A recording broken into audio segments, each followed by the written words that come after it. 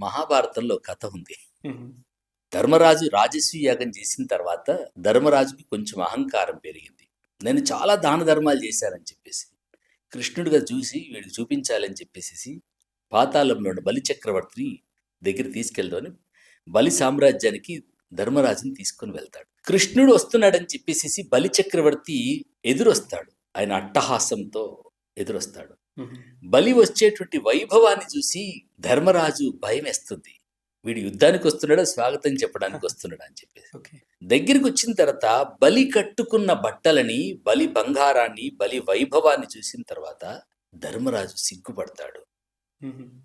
కృష్ణుణ్ణి స్వాగతం చెప్పి బలి చక్రవర్తి సింహాసనం మీద కూర్చోబెట్టి కృష్ణ పరమాత్మ పాదాలు కడుగుతూ ఉంటే కృష్ణుడు ధర్మరాజును పరిచయం చేద్దామని ప్రయత్నం చేస్తున్నాడు. బలి, నా మాట వింటావా? ఇతను హస్తినాపురపు సామ్రాట్ అంటే దేనికి అంటాడు. అదేదో తెలియనట్టుగా హస్తినాపురానికి సామ్రాట్ అయ్యా అంటే అవునా, ఏంటి ఆయన పేరు అంటాడు. యుధిష్ఠిరుడు ఈ మధ్యలో రాజసూయ యాగం చేశాడు. ఏం చేశాడు రాజసూయ యాగంలో అంటే అప్పుడు యుధిష్ఠిరుడి వైపు కృష్ణుడు చూపించి ఏం చేసావో చెప్పు అంటాడు. హుహు.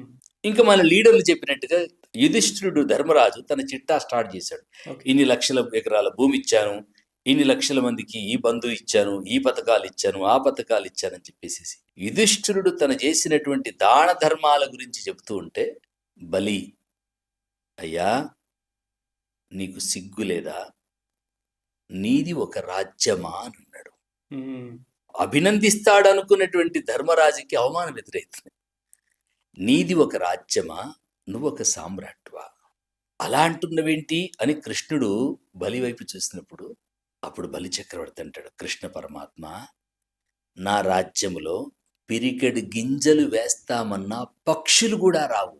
ఇంతమంది బిచ్చగాళ్ళను పెట్టుకున్న రాజ్యము నీది రాజ్యమా అని అంటాడు. కరెక్ట్. హ్మ్.